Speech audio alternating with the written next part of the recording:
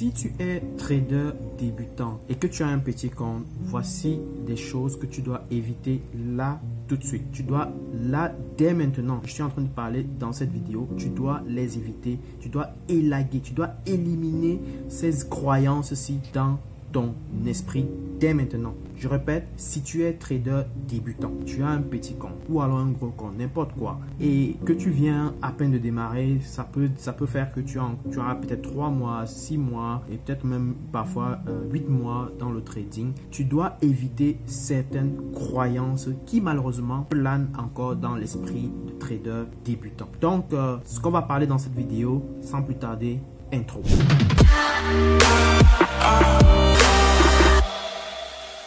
Salut la famille, j'espère que vous allez bien, j'espère que vous êtes en forme. Ici le docteur Idriss Afak de la chaîne Afro Forex. Cette chaîne, nous parlons bien sûr de trading, économie, finance et business. Si tu n'es pas encore abonné, alors je t'invite à t'abonner, surtout à partager et surtout à nous dire en commentaire ce que tu en penses. Et si tu n'es pas encore dans les groupes WhatsApp de Afro Forex, je t'invite bien sûr à les rejoindre. Contacte-nous via WhatsApp au numéro qui se trouve en description de cette vidéo. Et bien entendu, on se fera le plaisir de te faire joindre le groupe. Donc, voilà, ceci étant dit, je voudrais revenir maintenant dans le vif du sujet. Et dans cette vidéo, je voudrais parler des croyances limitantes qui planent encore dans l'esprit des traders débutants. Quand je parle de traders débutants, ça peut être des personnes qui ont démarré il y a quelques mois, ça peut être 3 mois, ça peut être 6 mois, ça peut être parfois 8 mois et même 1 an parfois, et qui malheureusement existent en permanence dans l'esprit des traders débutants. Croyances malheureusement existantes, n'est-ce pas, et qui freinent beaucoup de traders, c'est tout simplement le fait qu'ils croient en l'existence d'une stratégie secrète et ultime qui va leur permettre de gagner et sans jamais perdre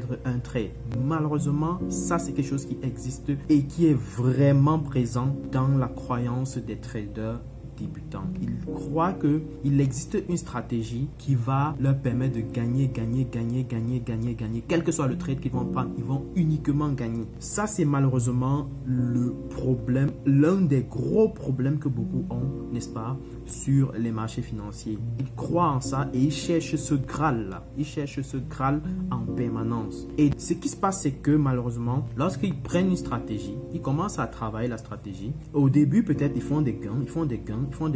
Et lorsqu'ils commencent à aligner aussi des séries de pertes, malheureusement, ils commencent à se créer un doute permanent. Et ce doute-là commence à planer dans leur esprit et ils se posent la question si véritablement cette stratégie-là est solide. Ils se posent la question de savoir si la stratégie fait même du sens. Et là, qu'est-ce qui se passe? Ils se retrouvent en train de chercher une autre stratégie qui peut-être va leur permettre de gagner encore de l'argent. Du coup, ils se retrouvent en train de changer de stratégie. Et quand ils changent de stratégie, malheureusement, qu'est-ce qui se passe?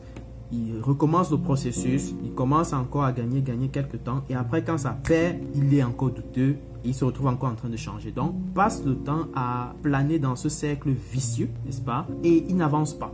La chose qu'il faut comprendre ici, c'est que quelle que soit la stratégie que tu vas prendre, il y aura des gains, il y aura des pertes. Et toi, ton rôle, c'est de pouvoir identifier les conditions dans lesquelles on peut avoir des fortes probabilités de gagner et identifier des conditions dans lesquelles on a de fortes probabilités de perdre.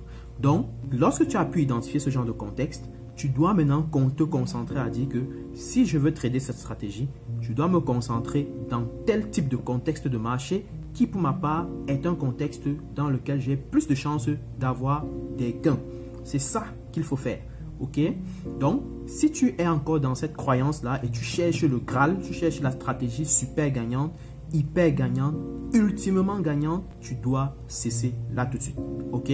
Donc, ça, c'était le premier point. Deuxième élément, c'est que les traders débutants ou alors des traders qui ont déjà un petit compte, n'est-ce pas, vont en général faire quoi? Ils vont en général chercher l'indicateur technique le plus puissant, l'indicateur technique le plus rentable, l'indicateur technique le plus puissant technique qui va leur permettre de gagner de super gros gains. Et encore une fois, ils tombent dans un gros piège. Ils vont donc tester indicateur et indicateur, indicateur et indicateur, indicateur et indicateur. Lorsque je partage les indicateurs techniques ou alors des stratégies sur la plateforme Afro Forex, que ce soit sur Facebook ou YouTube, ce que vous devez faire en réalité, c'est de tester la stratégie. Que veut dire tester la stratégie? C'est-à-dire aller dans un historique de données, prendre la stratégie, voir comment est-ce que la stratégie aurait performé sur un historique, par exemple, de 100 données, de 100 observations. Donc, sur 100 opportunités, comment est-ce que la stratégie va se comporter? Par exemple, même jusque-là, ça ne suffit pas. Ça, c'est d'entrée de jeu. C'est ce qu'on va appeler du backtesting. OK? Donc, tu vas essayer d'identifier si la stratégie qui a été donnée, en la mettant en application sur l'historique de données, j'aurais pu avoir des opportunités. Quelles sont les opportunités dans lesquelles j'aurais pu perdre? Quelles sont les opportunités dans lesquelles j'aurais pu gagner? Et véritablement, vous devez réfléchir dans un état d'esprit forward-looking, dans un état d'esprit où vous êtes véritablement dans un marché et vous essayez d'identifier la pire des situations. Est-ce que dans la pire des situations, vous resterez quand même gagnant dans le trade? C'est ça le test, c'est ça le véritable test que vous devez faire. OK? Donc, à chaque stratégie que je partage, prenez le temps, donnez-vous un week-end, prenez le temps, vous allez dans l'historique de données, vous testez la stratégie sur au moins 100 opportunités. Donc, vous rentrez dans l'historique, vous essayez de parcourir le graphique en revenant et vous essayez de voir si vous aurez eu une opportunité, si vous aurez eu une autre opportunité un autre jour, ainsi de suite, ainsi de suite, ainsi de suite. Vous faites l'exercice vraiment progressivement.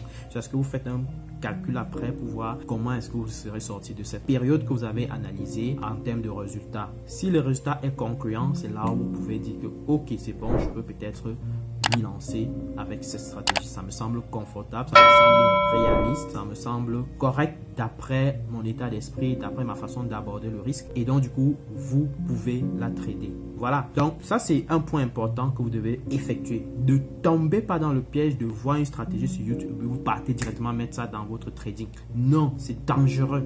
C'est très dangereux. Et je l'ai déjà toujours évoqué dans toutes mes vidéos. Donc, si vous regardez mes vidéos en général, je précise qu'il faut tester, il faut tester, il faut tester les stratégies. D'accord? Troisième chose, troisième croyance limitante qui existe malheureusement encore dans l'état d'esprit des traders débutants, c'est le fait qu'ils vont en général penser que avec le petit argent qu'ils ont, j'ai parlé de petit compte c'est petit argent, avec le petit argent qu'ils ont, ils vont devenir millionnaires. Non. N'oublions pas les lois basiques de l'investissement. On a l'habitude de dire c'est l'argent qui appelle l'argent. Pourquoi est-ce qu'on veut créer des choses miraculeuses d'un coup avec le trading? L'argent appelle l'argent. Ça voudrait dire que tes résultats seront proportionnels à ton investissement de départ. Si tu as investi $100, ne t'attends pas à faire le million de dollars en un jour. C'est impossible. Ok? Si tu as investi $1000, ne t'attends pas à avoir le résultat de quelqu'un qui a $10 000 en termes de capital de départ. Si tu as mis comme capital de départ $10 000, ne t'attends pas à avoir le même résultat que quelqu'un qui a un capital de départ de $100 000, $500 000, $1 million. C'est pas possible. Donc, et le problème avec ça, c'est que lorsqu'ils sont dans cette croyance-là, ils tombent dans le piège, dans un gros piège, qui est que ils vont en général chercher à gagner gros et très vite. C'est-à-dire, ils vont, puisqu'ils sont sous l'emprise, ils sont en réalité sous l'emprise du fait que ils doivent faire des millions, ils doivent faire le gros argent, ils doivent peut-être même rentabiliser, je sais pas trop quoi, ou X ou Y, ils doivent rattraper certains gains, je sais pas trop, bref, ils doivent chercher à faire un gain de peut-être de 500, de 50 000 francs CFA par jour. Et ça, c'est le danger malheureusement avec le trading. Dès lors que tu te mets cette contrainte-là, tu vas véritablement effectuer des résultats mais mirobolants. Tu vas courir à la perte en réalité. Donc, travaille plutôt un aspect important qui est que tu dois travailler d'abord sur ta performance. Comment est-ce que tu progresses en termes de performance dans le temps lorsque tu mets en application ta stratégie? Tu dois le faire et là tout de suite, surtout quand tu es encore là avec un petit compte, tu dois travailler ta performance. Le plus important, que tu aies gagné $5 000, que tu aies gagné $100 000, que tu aies gagné $1000 en un jour, je m'en fous. Le plus important, c'est ta consistance dans le temps. Ta consistance dans le temps. C'est ça le gros travail qu'il faut faire. Et c'est le gros travail que je fais en permanence dans mon trading. C'est ça le gros travail. Travailler sa performance, améliorer ses comportements. Il y a des comportements néfastes qu'on effectue sur les marchés. Malheureusement, ça va exister et ça va toujours exister. Le but ici, c'est d'améliorer au fur et à mesure ce qu'on essaye de faire et qui ne semble pas correct. Ok? Les comportements de non-discipline, les comportements de risk management de mauvaise qualité. Ça, c'est des choses qui arrivent malheureusement tout le temps. Et on doit être capable de contrôler nos émotions. On doit être capable de contrôler nos attitudes sur les marchés. Donc voilà 3 éléments que j'ai évoqués ici, 3 croyances limitantes qui existent malheureusement sur les marchés financiers et qui mettent beaucoup de traders au travail. Donc voilà, si tu as aimé la vidéo, surtout partage-la au maximum pour que ça puisse aider la communauté. Aussi, je te recommande bien sûr de me dire en commentaire si tu as des questions par rapport à comment bien trader un petit compte. Vas-y en commentaire, pose ta question, je vais venir la répondre. Ou alors, si tu es dans les groupes WhatsApp, bien sûr, tu peux toujours poser ta question. Si tu n'es pas dans les groupes WhatsApp d'AfroForex, vas-y, rejoins les groupes WhatsApp d'AfroForex et on se fera le plaisir d'échanger ensemble. Surtout, partage au maximum la vidéo pour que ça puisse aider la communauté. On se dit à très bientôt pour une prochaine vidéo. Ciao.